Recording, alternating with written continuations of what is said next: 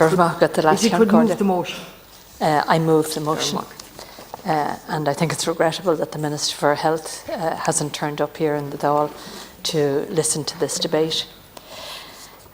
We've raised this debate because access to dental care in this country is now in crisis. The current model of care for public dentistry is no longer fit for purpose. It's outdated and impoverished, and it's failing patients. For decades, it has been a Cinderella service, with successive governments utterly neglecting it. While the current Minister for Health seems marginally more interested in reform than his predecessors, at least in rhetoric anyway, the bar was not high. Even he could hardly defend a record that includes over 100,000 children denied school screening appointments last year alone, and that was half of the eligible cohort. Treatment under the medical card scheme shows that 150,000 fewer medical card patients received treatment last year than a decade ago. A medical card scheme which is hemorrhaging dentists, with over 800 exiting the scheme since 2016. And a Dentists Act which remains largely unchanged since its enactment 40 years ago. By any measure, that's not a record to be proud of. The Minister, like his predecessors, has allowed almost every aspect of this service to spiral into crisis. In 1988, a Department of Health report found that the state's public dental service was failing in its statutory duty. That should give the Minister a moment of pause, because 36 years later, those words continue to ring true. Following on from that damning report and growing awareness of oral health inequalities, the Dental Health Action Plan was published then in 1994. This was the first clear statement of the state's aims and objectives in respect of dental care. Little did we know that it would be a quarter of a century before a government would publish another national oral health policy. That came in 2019.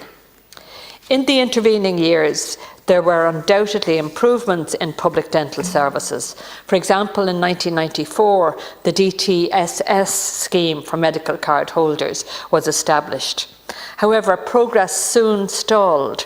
Even by 2002, a report commissioned by the department described elements of the school scheme as, I quote, a disgrace.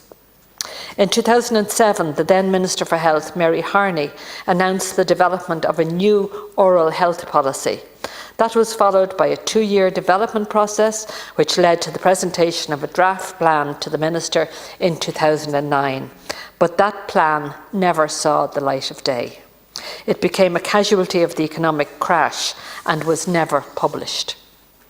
Because of this, oral health did not feature in any national health policy documents between 2001 and 2017, other than one mention of community water fluoridation, and that was the extent of the interest in dental care.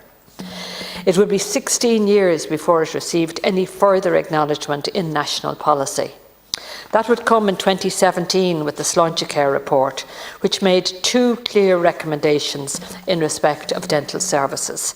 One, to reinstate the pre-crash budget to the DTSS, and 2, to develop a universal package of dental care. However, the following year, the Sláintecare implementation strategy only made one passing reference to dentistry in the context of community-based care, and none of the subsequent Sláintecare action plans even mentioned oral health care.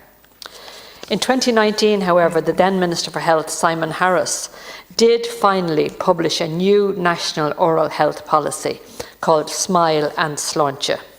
And while many of its aspirations were broadly welcome, this document didn't set out any roadmap for the practical delivery of its vision. This lack of focus on delivery is deeply concerning and has just led to endless talk about reform without any real reform. It's also concerning and, quite frankly, bizarre that so little consultation with dentists and their representative body was carried out during the development of this policy. In fact, in a position paper published by the Irish Dental Association last month, their president, Dr. Eamon Croke, said that government launched its oral health policy, I quote, "from behind a veil of secrecy, a residency it continues to inhabit," end of quote.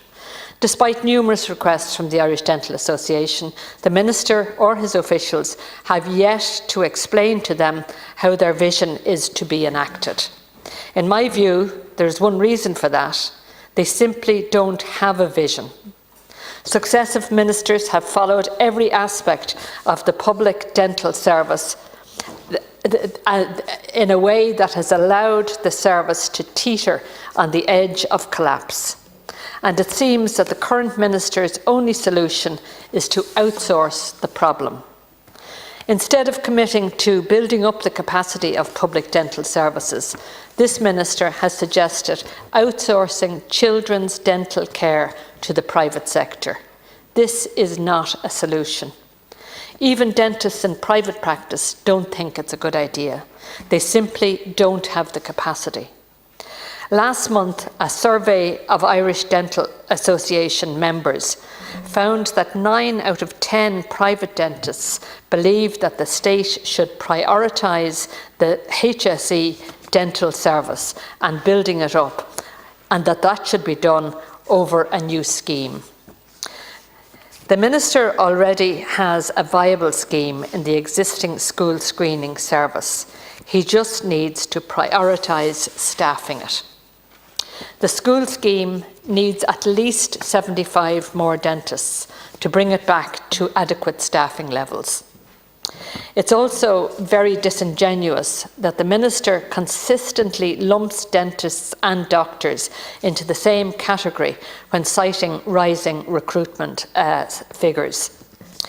Because when you dig into the figures, you find that there are actually fewer dentists employed by the HSE now than there were in 2020. When the spin is removed, it's quite clear that we're going backwards, not forwards. We now have some children receiving their first dental check in 4th year of secondary school, when they should have been seen on 3 occasions in their primary school years, during 2nd, 4th and 6th class. In terms of treatments requiring general anaesthetic, the waiting list is actually 2 years. Now, there are serious treatments where a child needs general anaesthetic, and they have to wait 2 years. The delay in access to general anaesthetic treatment has been a major issue for children and special care patients since the closure of the clinic in St James's in 2014. A new facility was earmarked for Connolly Hospital, but those plans have not progressed, leaving patients with very complex needs languishing on waiting lists. When it comes to the medical card scheme, a complete overhaul is required. The Irish Dental Association has called for modernisation, not mere modification. Given what we know about the importance of prevention and retaining as many natural teeth as possible, it is frankly perverse that the medical card scheme places restrictions on preventative treatments such as fillings, but extractions are unlimited. Minister, I could list countless other problems with the current model. But simply put, it is a relic of the 1990s and it is no longer fit for purpose. Minister Donnelly admitted that the state has had a blind spot when it comes to oral health. But why hasn't he done anything to change that? It is time for him to show some urgency. It is now time for him to act. Thank you, Deputy.